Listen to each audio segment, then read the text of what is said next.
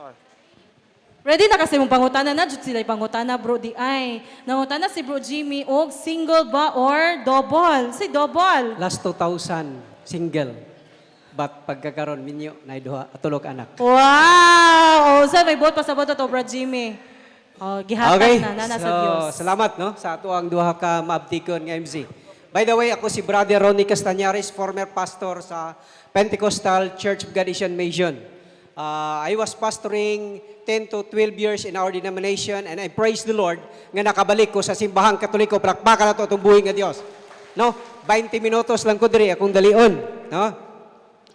12 years old pataas, usa ko ka-Katoliko. 13 years old above, nahimong Protestante, nahimong Pentecostal, nga naman, tungod kay ning appeal ko sa grupo sa mga born again. Muna nga lisod kaayo kung ibitahon ka nga akong activities mo adto ka maglisod na kagbalik nganuman tungod kay maunay pamaagi sa mga Protestante. Daling pagaistorya nahimo kong young people sa maong denomination og didto ko nakauna-una nga may eskwela og pastor. Kay ang pastor hayahay. Sinog buhok, sinog sapatos, sinaw karsunis, apan dili sinaw og bulsa. Nganuman, tungod kay if you are a members of our church, you are obliged to pay your 10%. Hello? So di gyud sinaw og bulsa. Naagyoy makuot nganuman maghatag o ikapulo ang amuang mga membro. Kung naa kay 50 ka membro og nagsweldo og tag 10,000, tagpila ang bulan sa usa ka pastor. 1,000 times 50, 50,000. Ayahay ang pastor dili. Mao na mahigalag mga kaigsunan ang pastor naningkamot nga daghag makabig nga mga Katoliko. Kay aron na ay dugang membro sa ilahang simbahan. Di ba tinuod? Mao na nga adlaw gabi daghang mga pastor naningkamot nga makakita og mga membro gikan sa Katoliko. Nganuman tungod kay ang mga Katoliko konsultihan sa ebanghelyo. Daghan kayo kanila nga wa gyud kalibutan sa atong pagtulunan sa simbahan. Di ba tinuod? Mao nga daghan jud kaayong mga Katoliko mamalhin gikan sa ilahang pagtuo. Nganuman walay kalibutan sa ilahang pagtuo sa simbahang Katoliko. Di gyud kalikayan mahigala mga kaigsunan sa akong pagpamastor. Naay 80 anyos nga nakabig. Nganuman way kalibutan sa ihang pagtuo. Insa ka may silahang balay, first andana hantod sa ikaduha, daghan kay mga ribulto. Engkunay, supak man sa atong pagtulunanay. Unsaon man nato nay? Isa kuhaan na pastor, ayaw lang itunong og adlaw, itunong lang og gabi. Mao tong akong gipanulod sa mga sako ang mga ribulto og nagbaguod ko pasan gikan sa ihang balay padulong dito sa among simbahan. Og akong gisunog. Pagsunog nako mahigalang makaigsunan nakulbaan ko. Ngano kang nakulbaan ko? Tungod kay pagdinhin ako sa simbahang Katoliko, nganong nakulbaan ko kay kato mga santos o mga ribulto, ano na to'y connection dito sa langit. Ngano man, gimbiditahan nato sa ato ang simbahan. Amen. Lay asoy sa istorya mahigala mga kaigsunan sa akong pamamastor nahimo kong National Secretary sa Lightward Mission Philippines under the Korean Mission. Nahimo sa akong district treasurer of our denomination. O nga akong pagkamastor na ginahan ko. Pero nga naman nga nakabalik ko sa simbahang Katoliko. Last 2008, I was invited to join the Oasis of Love Seminar in Cebu. Kinsay Oasis of Love din eh. Dito sa seminar mahigala mga kaigsunan, sa dili pa, na usa ka pastor. Nakadungog ko nga, pastor, ning balik daw kuno ka sa simbahang Katoliko. May ano siya, ay saba. Karon, iyang gikuha ang akong cellphone number kay nagkakita man mi sa bus, pelay asoy sa istorya, nagbulagay mi. Mao tong iya kong gitawagan nga paintrahon ko sa seminar. Pelay asoy sa istorya, maingon ko, dili ko pastor kay busy ko sa kuang buluhaton, isa tagailag panahon. Mao tong ingon ko, gusto bang na ako'y kauban pastor? Isa, pagdalaw kauban. Mao tong nga kakita ko kauban. Duha ka buok, tulumi ka buok nangadto sa Cebu. Dito sa venue, sa mao nga seminar, pagsulod namo dito sa venue mahigalang mga kaigsunan, na ay nakaharang nga dako kayong imahe ni Mama Mary. O niya, ang kauban akong pastor, kay kami mga pastor, sukog yun ang mga ribulto. Ngano ha? No? Iyahang gribyok. Libot-libot siya sa, in Jesus' name, Espiritus dautan. Naglibot-libot siya sa ribulto. Kay iyahang rebuke kay palayoon. Di magina mo layo kung walay mo aswat, no? Ako po, hinahinay po kong agi sa kilid, kay hadlok ko makasakil. Kay kung masakilan mo na, ang daw tayong espiritu, mo transfer sa imuha. Mao na nga mong pagtuo. Karon pagsulod na mo dito sa binyo, mahigalang makaigsunan, bibo man kaing sinayaway. Sayaw gyud, pristong ginahimo na to ganiha. Makantaw niya na yung mga dancer di sa tubangan. Sunsuon po mis mga dancer. Karon pagsugod na gyud. Salamat sa ato mga dancers, mga musician, the name of the Father, the Son, the Holy Spirit. Manguros man unsa din ko ana? Inga na tong mga kauban na unsa ni? Ingko ay manguros man di Katoliko ni. Gusto unsa silang manggawas ang kauban akong duha ka pastor. Pero giingnan ako, dili ta manggawas. Nganuman, tungod kay nakauna-una ko nga naami subject sa mission sa una, under the Korean mission, nga kung tuwa ka sa mga Hudiyo, magpaka-Hudiyo ka. Kung tuwa ka sa mga Hintil, magpaka-Hintil ka. Kung tuwa ka sa Katoliko, magkatoliko ka. Kung tuwa ka sa Protestante, magprotestante ka. Karon kay naaman ta sa Katoliko, Katoliko ta. Total wa bitaw maunsa na to. Karon isugot ang akong duha ka kauban. Permirong adlaw, ikaduhang adlaw, pang ikatulong adlaw, miingon ang MC. Ladies and gentlemen, our speaker this morning, he was a former pastor, pastoring 16 years in his denomination, and now, he became a Catholic. Help me welcome, karon kay pagawas, katumring pastor nga nag-invite nako. Kutan-awa lagi. Tinuod yun nga nagkatoliko nining pastura. Miingon din siya, nagpasalamat ko sa Ginoo, kay kung wala si Mama Mary, dili ta maluwas. Nasuko mi, unsay labot si Mama Mary sa kaluwasan. Insya nindot kayo si Mama Mary, kay si Mama Mary birhen sa kanunay. Di na tingala ming mga pastor siyang istorya. Kaya di man mo ipagtulunan namo.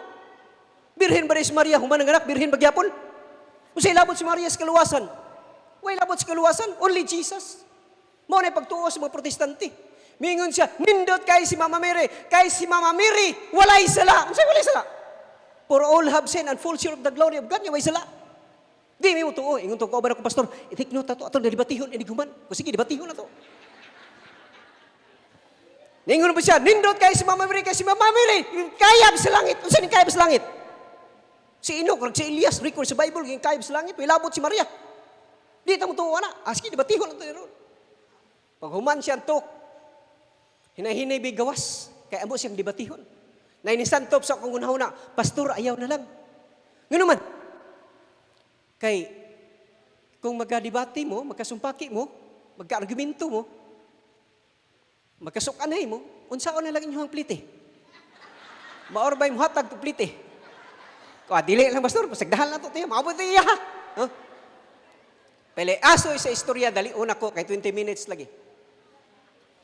Ingko paghuman sa seminar, ingko pastor, salamat kay mo may ibita din sa oy sa subla, pwede manguli nami. Siya ayaw sa kay i-guest mo sa TV.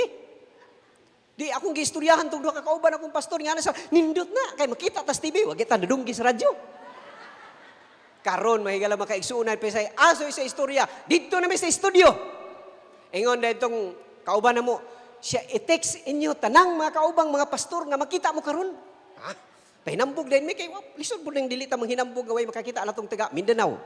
Pastor, lantawa mi ninyo sa CCTN Channel 47 makita mi ninyo live. Tanang mga pastor nga naay cellphone among ipang sendan og mga message. Sulod na mi dito sa studio. Pag sulod na mo sa studio, ingon na itong nagdala na mo, ikaw ha, magtutok ka ning kamera. Kay naam ka sa tubangan. Ikaw kay nag-anak man ka, diri ka tutok kamera. Ikaw po diri ka tutok ka kamera. May instruction. Sugod na din, pag alas 8, sugod na din, namin yun, 1, 2, storya na yun. May galang makaigsunan, may gabiin, ano sabtak karon sa atong programang Pahigmata, the name of the Father, the Son, the Holy Spirit. Nya kay tuwa mi dito. Langalag, di po ka manguros. Di, manguros po ka. Karon kay, di pagsindan mo na itong message ng mga kauban ng mga pastor. Aron ang gihisgutan dito, mahitungod man ni Mama Mary. Agoy, panghisgutan dito nga si Mama Mary, labot si kaluwasan. Di ba sa simbahan? Si Mama Mary walay sila, si Mama Mary sa kanunay, si Mama Mary inahan sa Dios, si Mama Mary di kuran girununahan sa langit. Hisgutan mo na dito. Karon kay paghuman sa programa, gipangutana mi, Pastor, unsa may inyong ikastorya? May tungod di Mama Mary. Akauban akong pastor, mikalit maghilak. Nindot kayo si Mama Mary, kay kung wala si Mama Mary, dili ta maluwas. Niya ako, dinusob ko. Gipangutan, Pastor, unsa po may kastorya bahin ni Mama Mary? Ano, hunahunat ko. Kada si Mama Mary, inahan dyan ng Jesus. Diba? Tinuod man, no? Di gid mo unsa. Karon kay pagpanggawas na mo mahigala mga kaigsunan, ang among cellphone, perting sa baa, naagi message. Pastor, naunsa na mo diha, nagabuang mo. Nganong naabot pa mo diha, mga pastor mong dagko, nanguros mo. Perting kakulba. Then miingon din mi, Pastor, humanaman. Pwede pastor, mga inomig pliti, tiga imi. Nanguli mig Mindanao. Palay aso sa istorya, nakaabot mig Mindanao. Ang ako ang head pastor, perting suko agad. Nganong nangabot mo dito sa Cebu? Ingko, Pastor, kanang adventure man ito ako. Kasi adventure, dako kay itong kadaot ang himo. Nga pastor mong dagko, nanguros mo dito. Abalo mabuka ng pagpanguros, usa na dakong violation sa atuang bylaws. Suspended sa pagkapastor. Yagayagaan sa mga kaubang mga pastor. Kay, nagkatoliko na daw. Ang uban, nagtawad ako, Padir. Gibuli ko sa kauban ako mga pastor. Palay aso sa istorya, ming trabaho ko sa municipal government. I was employed in the municipal government of Dumalinaw 3 years. Before that, kay connected man ko sa Light World Mission Philippines, kay ako may national secretary, gitawagan ko sa Koreano. Missionary nuni, come here. Pag-abot ako dito sa amo ang mission center, perting sukuha sa amo ang founder sa Light World Mission Philippines. Why you joined the Catholic seminar and you did like this? Nakapanguros og lahat ang Koreano eh. Ko, Muslim, I want to explain. No explanation. You are going to sign this resignation. Nagkuha siya papel. Iya kong gipa-resign. Awa na ko'y connection kay gipa-resign man. Dako mabuka itong gadaot sa mission. So, unsay akong ginahimo. Nagtrabaho sa munisipyo Padayon. Paghuman sa tulo ka tuig na football kay wala may wala na kwarta, no? Wala na budget. So na standby.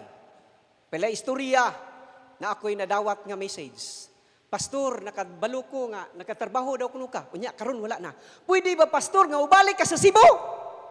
Kay naay seminar. Seminar na po. Maoro ba na hinungdan nga na. Inana mga higalag mga kaigsunan. Palay aso sa istorya, ming attend ko og seminar, may balik ko sa Cebu. Ang seminar, gitawag og Deepening of the Catholic Faith. Pagpalalom sa katolikong pagtuo. Ang nagtudlo namo si Father Jose Kilon-Kilon, ang president sa Loyola School of Theology sa Manila. Naay mga pastor diha, nag-istorya siya, nag-lecture siya, paghumanyag lecture. Miingon sa kinsay mangutana. Ang mga pastor, daghan jud kay nagpangutana. Tanang mga pangutana sa pastor, gitubag. Hello. Og wa gay pangutana, wala gitubag ni Father. Og dito mahigalag makaigsunan, nakabalo ko nga ang simbahang Katoliko, dili di ay simbahan nga ditukod og tao, kundi gitukod ni Ginoong Hesukristo. Amen. Og dito ko na ibalaan, nga kining Biblia, dili produkto sa Pentecostal, kundi produkto sa simbahang Katoliko. Amen. Unya mingon mi, kami ang nagtudlo sa kinatibukan nga kamatuuran, kinatibukan nga gagawaan magani. Naulaw ko mahigalang makaigsuunan. Ining mao nga kamaturan ug daghan pa nga matuuran mahigalang makaigsuunan nga akong nakaplagan dinhi sa simbahang Katoliko. Play aso sa istorya. I was decided nga mobalik sa simbahang Katoliko. Kaya ang simbahan mo'y nagtudlo sa kinatibukan nga kamatuoran. Nanang istorya. Pero when I was decided, ang akong mga kaubang mga pastor miingon, ming balik na si Pastor Ronnie sa simbahang Katoliko, kay gibayra na. Hello. Bisan pagbayran kong pila ka milyon, nga pabalikon ko sa mga grupo kanhi. Di jud ko mo dawat. Nganuman, what does the profit if you gain the whole world but loses your own soul? Kaya nanudlo ka sa binutbot nga mga pagtulunan. Mo na bisak blaka pag wa ko'y sweldo, basta kay naas ka matuuran, hayahay nga atong pamati. Nganuman ang atong destination, dili nining kalibutan na, kun dili padulong sa ato ang makagagahom. Amen. Una, mahigala mga kaigsunan. Grabe ka-transition ang akong kinabuhi. Mingsuko ang akong asawa. Nga ubalik ko sa simbahang Katoliko. Kaya nga naman, ang akong asawa, usaman ka pastura. Ngun siya, mubalik ka sa Katoliko. Namana man gani kong pastor, kaya ron ako'y kauban sa ministry. Nga ikaw, mubalik ka. Perti niyang suko. Naguna-una siya nga iya kong biyaan. Ako panguna-una, ubiyaan ko sa akong asawa, di po kumadlok. Blaka pag mawadaan kong asawa, basta kay dili lang mawala ang kamatuoran nga anak ko. Pero kung mabugos gud siya, mubiya gud siya, di po ko mahadlok. Kakita pa po guglain, kay gwapo-gwapo ko. No? Nana ang istorya, magigala mga kaigsunan. Pero padayon ko, diha sa atong simbahan. Bisan pagdaghan kayo, mga pagtulunan nga wala pa yun na, katuli, may eskwela ko sa Catholic Faith Defender dito sa Diocese of Dipolog. Ang among matutulo, si Attorney Abbas. Nagpalalom ko sa atong Katolikong nga pagtuo. Ang among klase, every Sunday, dito sa St. Vincent College, no, sa Dipolog City. Pag human sa duha ka tuig, si Bishop Kaermari, mo'y gapandong na mo sa amo ang graduation. A full-fledged Catholic Faith Defender sa among Diocese of Dipolog. Karon, nahimo kong Vice President sa Catholic Faith Defender sa Diocese of Dipolog. Nana, mahigala mga kaigsunan. Sakit kayong pamalandungon, nga daghan kayong mga batikos. Pero dili nako dili nako ikabalaka nganuman ang Dios naguban sa akong kinabuhi. Gi-invite ko sa usa ka tigom sa Oasis of Love.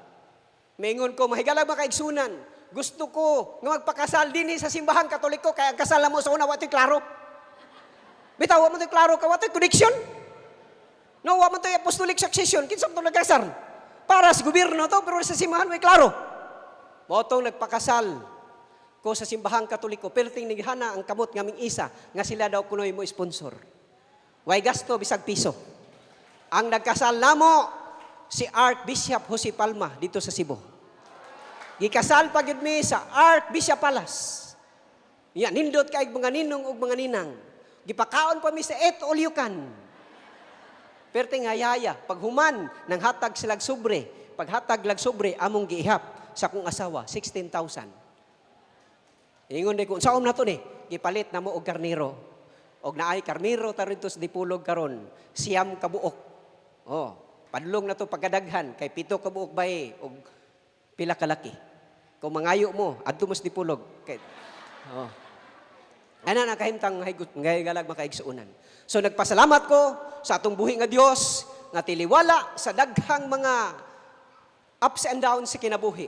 Padayon ta diha sa pagpangalaga sa atong buhi nga Dios. Nganuman na dinhi ang kinatibuk-an nga kamatuoran. 10 minutes na lang. Salamat, no? 10 minutes na lang. Mahigalang makaigsunan, akong ginahimo dito sa Dipolog karon, adunay may ginahimo nga street preaching. Sa among street preaching, musangyaw mi dito, magpamatuod mi sa pagtulunan sa atong simbahan, og mangayo mig mga pangutana sa mga tao. Nindot kayo, no? Kanunay ginabidyo na sa mga kauban. Og naatay schedule this coming 26 of December, no? Naatay himuon nga street preaching dito sa dapit sa Dipolog, no? Sa Barangay Likayas, no? Purok relocation. Daghanta nga himuon dito. Kauban po nako ang converted pastor. Natay kauban nga converted pastor dinhi si Brother Bonnie Adolfo. Bro, no? Kanang nakapula di as Daplin, pastor na sa Baptist sa una og karon mimbalik na sad sa simbahang Katoliko. Og si Efraim Bala tuaron sa Liloy, kauban nato nga maghimo tag krusada didto sa Dipolog sa street preaching. Nganuman tungod kay panimayad din namo nga naami sa una nagdaot sa simbahang Katoliko. Amen. Og karon ato na po dipinsaan ang pagtulunan sa atong simbahan. Daghan kay mga pastor mingon, dibati ta pastor, dibati ta.